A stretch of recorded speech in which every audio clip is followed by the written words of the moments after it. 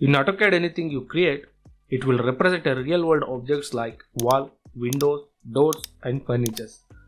To make your drawing look better and organized, you need to control the properties of this object differently. Layer is that tool which helps you to organize and control your drawing. To create and managing layers, you will get all the tools from Home tab Layer panel. I will start explaining by creating layers. To create layer, you should open Layer Properties Manager. Click on this to open Layer Properties Manager or use LA as a shortcut to open Layer Properties Manager. Hold this from the left mouse key and place at the corner of the window and click on Minimize. When you take a cursor on it, it will automatically extend the panel.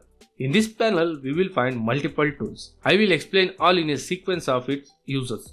First, click on this to create a new layer or use Alt N as a shortcut key.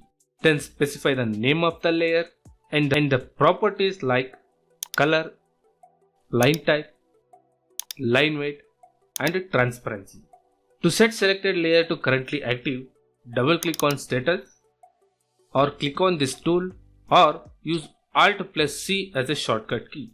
And click on this to delete selected layers or use Alt D as a shortcut key. Next one is New Layer VP Frozen in all viewports. For example, here I will create a new layer in the name of VP Frozen Layer and I will turn on the status to active.